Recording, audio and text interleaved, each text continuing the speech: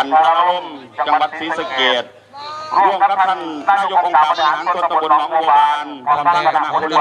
หารครับทุกคนนำมาจุดไฟฟ้าพญาแถนขอฟ้าขอฝนในงานบุญประเพณีของบ้านหนองบัวบานประจำปี68ขอเจ้าผู้ได้จะที่จะพัฒนาได้เกินตามนกตกใจขอการดำเนินงานในมื้อนี้เป็นไปด้วยความราบรื่นตั้งแต่บังแรกไปจนถึงบังสุดท้ายบังไฟพร้อมคนพร้อมขึ้นสูงลงซาทำเวลาได้หลายทำเวลาได้เยอะกะรอบน้อยนักสู่จากบ้านขามท่านนายกกับท่านคณะผู้บริหารองค์การบริหารส่วนตำบลหนองบัวบานไปงานจงโชคดี3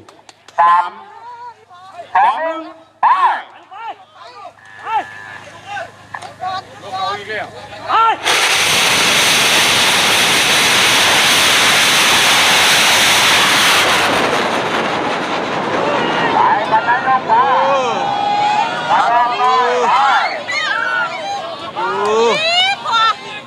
เขาพาทิศเลยจังหวะแรกมากลำตัวสวยงามมากนะครับทุกคนหรือถ้าเบิ่งจังหวะเขาข้อเขายังเนาะแน่นอนของเขาสุดยอดเลยอ่ะเชื่อการเดินทางเยี่ยมครับท่านนายกครับลงแล้วอย่าทานกระเล่นเลยบั่นลงแล้วการวางหางเริ่มล่างฟ้าล่างติดตามท่านนายกนั่นพูดนั่งฐานโดนนิดนึงเนาะแต่มันนั่งฐานโดนนิดนึงผมมันจะสิไปบ่ได้ไปได้อยู่มันขึ้นเจ็ดหางนั่นว่างเรียบร้อยครับเข้าสู่ระบบล่างระบบเผากระรอกน้อยของฝากจากบ้านขามของฝากจากบ้านขามไฟแยมเปิดแล้วบ้านยังเป็นโหบสีดันๆนี่นะครับกระรอกน้อยปีศาจหางจากบ้านขามบ้านยังดึงนี่นะครับกระทืบองศาและทิศทางดีท่านสมาชิกงานของกระรอกน้อยครับ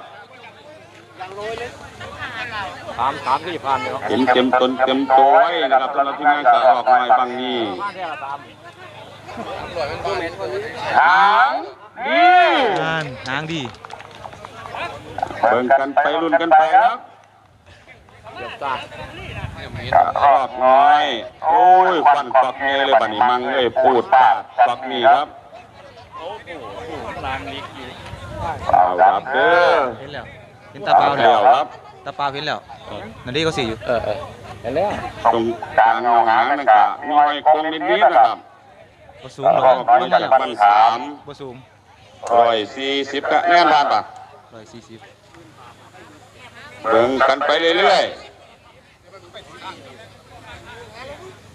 โยกตามลมลอยตามลม15พี่แหละเนาะสูงอยู่นั่นเบิ่งมือนั่นเห็นบ่นั่นก็4แล้วอันนั้นนักเดินทางเดิมครับกระรอกน้อยมากไม่สำเร็จติดตามครับฟังเวลาไปนำรุ่นบังไฟไปนำฝากเพื่อนๆครับเพราะมีตำแหน่งสิบอกผู้เจ็บขาเป้าได้เก่งไหมนั่นก็4อยู่น่ะบังไฟเบ้าป่ะอายุเหนือฝากเป็นกีดเส้นให้ข้างเหนือ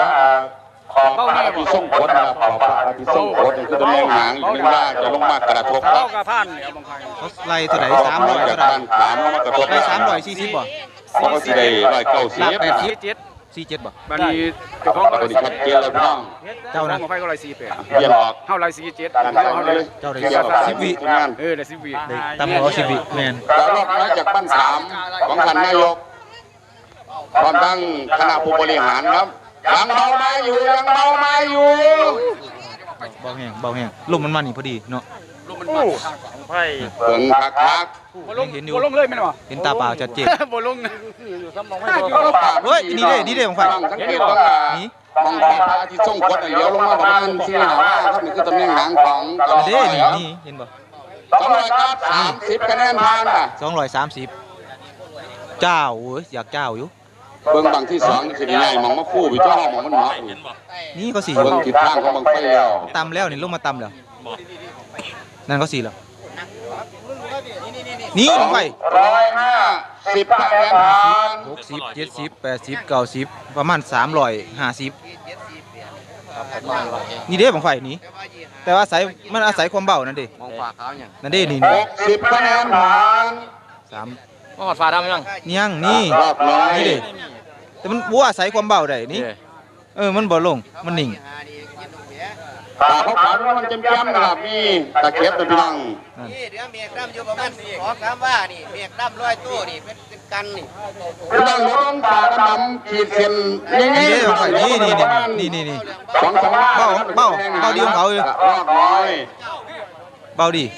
เลข50นี่บอกพี่บอกน้องครับหวานเจี๊ยบ มันอาศัยมันอาศัยมันบ่โล่งมันเบาแห้ง 300คะแนนผ่านตาดำนั่น อาศัยความเบาเนาะ สุดยอดมาก อาศัยความเบา ไฟเป็นไฟบินบนสูงซ้ำแต่มันเบา ๆด้านขวาหางด้านซ้ายแล้วก็ไปโยกดูด้านซ้ายหางด้านขวาอีกสองสมัยจะลงจะรุดสาดำแม่นะครับ เริ่มสินักแล้วแหละ 320คะแนนผ่าน มันนี่มันยังเบาอยู่อาศัยความเบา